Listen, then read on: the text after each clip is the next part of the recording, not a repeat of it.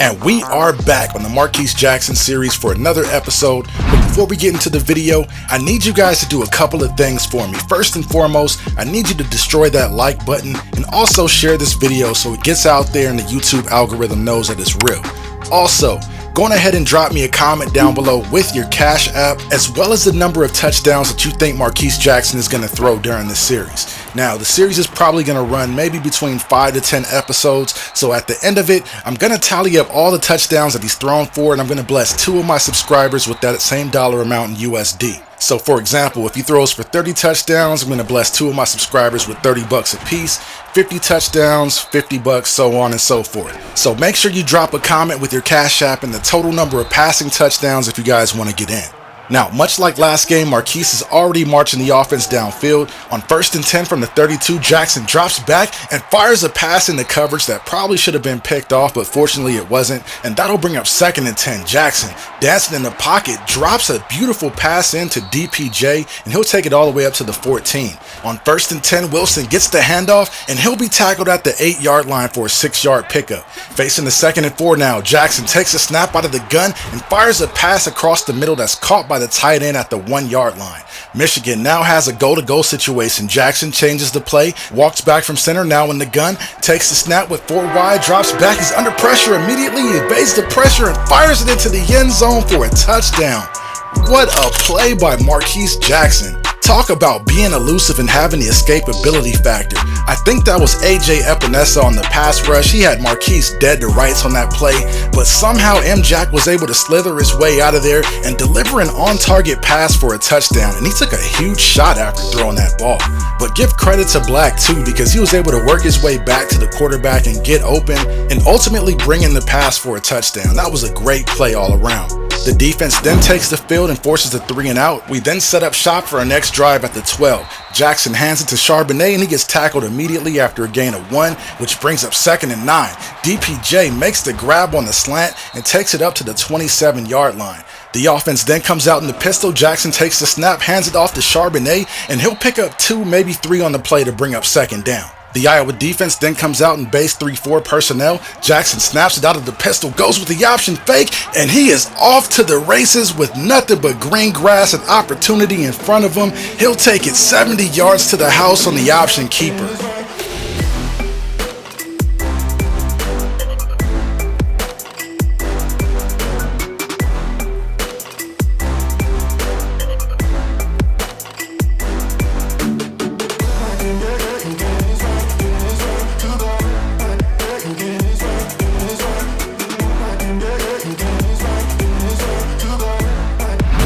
Talk about a game changer. We've now seen through 2 straight games how effective M-Jack could be as a runner. The game plan moving forward is probably going to have to get tweaked a little bit because he is so dangerous in the open field. And that's definitely something that we'll have to take advantage of next week at Ohio State, because I believe they're one of the top ranked schools in this game. So though we can't quite look past this Iowa team in this matchup, the Michigan offense is really going to need to bring their A game next week.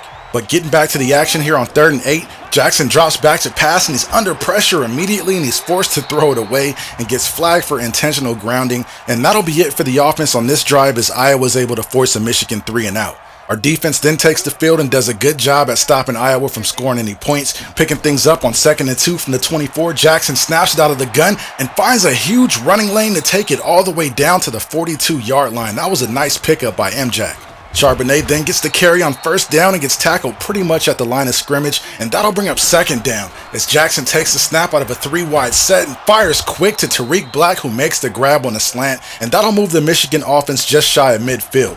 Next play on 1st and 10, Collins makes the grab on a wideout screen, turns it upfield and gets drilled after a 5 or 6 yard pickup, and the trainers might need to come out and bring the smelling salts because I don't think he's with us anymore. Wait, hold on. Not that he's passed away or anything. I'm not saying that at all. He just might be seeing purple stars and unicorns jumping over rainbows and stuff like that. So he might need to get checked out. But anyways, on 3rd and 6, we're able to pick up the first down with the angle route to Wilson. That's going to move the chains up to the 35. A couple plays later, on 3rd and 10, Jackson lobs it down the seam to McKeon, who makes the grab and takes it all the way up to the 11-yard line. That sets up 1st and 10. We try to get Charbonnet involved once again, and he gets brought down behind the line, which knocks us back to 2nd and 13. Jackson then snaps it under center, drifting way back, lobs it up into traffic, and it's almost picked off. Not really sure what he was looking at there, but now we're faced with a 3rd and 13. Jackson, out of a 4-wide set, fires out of the gun and connects with DPJ for the touchdown. Are you kidding me? Jackson had to hold this ball into the last possible second so DPJ can uncover, and he took a huge shot but still had enough arm strength to get the ball there. And what a play by DPJ after making the grab, fighting off 2 tacklers to make sure the ball broke the plane. That was a huge effort by both players, and that's really the type of stuff that you see on Sundays. Now, if you guys want to see MJack transition from college to the pros in Madden 21, go on ahead and leave a like on this video and I'll definitely make it happen. The Michigan offense then takes the field up 7. On 1st and 10 from the 44, Jackson turns on the afterburners and takes off, jukes a defender, and finally gets pushed out of bounds at the 27-yard line. What a run by MJack on that play. That's going to pick up a gain of 29 and set us up just outside of the red zone. And at this point, it's all about execution. As Charbonnet gets the handoff and takes it up the middle, he'll pick up about 3 or 4 and one of the few positive gains that he's had on the day. Next play here on 2nd and 4, Jackson gets hit as he throws, which forces the incompletion, and now we've got 3rd and 6 from the 23. Jackson out of the gun now, hits Wilson on the angle route, and he's going to take it down to the 4-yard line for 1st and goal.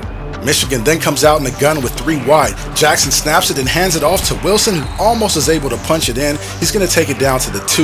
On 2nd and goal, Iowa sends the blitz and down goes Jackson. That's going to move us back to the 9-yard line. That was a play that should not have happened, as no one was there to pick up the blitz. So now we got 3rd and goal from the 9. Jackson looking for the end zone, completely underthrows his wideout. There was no room for the wide receiver to make the play anyways, so we're forced to settle for 3 on the drive to go up 24-14. So now we get a chance to see what our defense does, and they surrender a touchdown. So instead of being up 10, we're now up 3 with tons of football left to play. With a little over 4 minutes left to go in the 3rd quarter, Jackson snaps it out of a 3-wide set, maneuvers through traffic, and picks up a nice gain on the play. That's going to move us up to the 31 for 3rd and 1 now. Wait, 31 for 3rd and 1? Yeah, let's just keep that take. Anyway, getting back to 3rd and 1, DPJ makes the grab on a slant. That moves the offense just past midfield. Moving ahead a couple plays to 3rd and 9, out of an empty set, Jackson finds his tight end McKeon down the seam, and with that, the Michigan offense is threatening once again on this drive. But check out the day that McKeon is quietly having for himself. 6 for 96 on the day. That's definitely not a bad afternoon. And on that note, Charbonnet seems to have figured some things out in the running game here in the 2nd half, because in the 1st half, things were a little on the forgettable side, so it's nice to see that things are picking up for him here in the 2nd half. We may need to lean on him a little bit to close this one out. But anyway, here on 2nd and 5, Marquese Jackson is sacked by DJ Johnson for the 2nd time today, and it must have gotten his head a little bit because we end up taking a delay of game penalty on 3rd and 12, so going ahead and tack on an additional 5 yards to move us back to 3rd and 17. So with the clock expiring in the 3rd quarter, on 3rd and 17, Jackson just throws it into the end zone hoping for a prayer, which was not answered, and on top of that, the field goal attempt from the 25-yard line was no good. So things definitely unraveled for us once we reached the red zone on that drive, and to cap it all off, we are now locked into a tied football game with 5:21 to play. The offense then takes the field from their own 9-yard line. Jackson snaps it out of the gun, finds a crease and takes off and dives for extra yardage, but fumbles the football. Fortunately, Zach Charbonnet was in the right place at the right time to be able to recover the fumble and to keep the drive alive. Now, after the recovered fumble, Charbonnet gets another carry up the middle and gets brought down after a 9-yard pickup to move it up to the 31-yard line. But it looks like the refs are only giving him 8, which brings up 2nd and 2. Charbonnet with another carry and a nice cutback explodes into the 2nd level, and that'll be more than enough to move the chains to pick up the 1st down. Next play on 1st and 10, Charbonnet with another carry. This time he's brought down after a short gain of 3 yards. Jackson then snaps it from center on a 3-wide set, tries to find McKeon down the seam, but he can't bring it in. And with 3:37 left in regulation, this is a huge 3rd down. Wilson goes into motion. Jackson sees something in the Iowa defense and makes a check at the line, snaps it out of an empty set, and fires across the middle and is caught for the 1st down. What a huge catch by Tariq Black to keep the drive alive. With the clock still winding down here late in the fourth, Jackson hands it off to Wilson off the right side, has running room, and he'll be brought down at the Iowa 35. The Iowa defense comes out showing a single high safety look. Jackson sees it and dumps it underneath to Wilson, who makes the grab and takes it up to the 21-yard line. The clock's winding down, approaching 2 minutes. The Wolverines keep it on the ground and hand it to Wilson, who goes nowhere, and now they're faced with a 2nd and 10. The coaching staff appears to be in no hurry whatsoever to snap it, so this game may very well come down to the kicker as Charbonnet checks in to get another carry, which forces Iowa to burn a timeout. So it'll be 3rd and 8 with about 1:24 left in the game. Michigan has a really big decision to make here. Do you throw it and risk an incompletion with Iowa's 2 timeouts? Or do you run it, let Iowa make the stop and burn the timeout, kick a field goal, and trust your defense? Either way, we're about to find out as Michigan takes the field with 4 wide receivers. Jackson from the gun looking to pass and connects with Tariq Black for the first down. What a gutsy call as Iowa calls another timeout to stop the clock, but it doesn't really matter as Michigan eventually sends the kicker out for the game winner. That's nothing more than an extra point try. The kick is up and good, and we get out of here with a W. So after a little late game drama, the Wolverines were able to pull away with the W. Thanks to M-Jack, who gets the player of the game in this one, whose stat line came back to earth a little bit with 273 yards and 2 touchdowns. He only completed 63% of his passes, but he made more than enough big plays to get a W in the win column, and that's really all that matters at the end of the day. Did he do enough to improve his draft stock? Well, that remains to be seen if you're only considering his passing stats, but if you combine the rushing stats, and I'm just doing the math on the fly here, that should be well over 400 yards of total offense with 3 touchdowns. So I definitely think his draft stock improved, but what do you guys think? Go on ahead and drop me a comment down below and let me know. Anyways, you guys, that's all the time I've got for this video. I hope you guys enjoyed it. Please don't forget to like, share, comment, and subscribe, as well as dropping in your Cash App if you want to get in the giveaway. But until the next time, have faith, be humble, and stay inspired.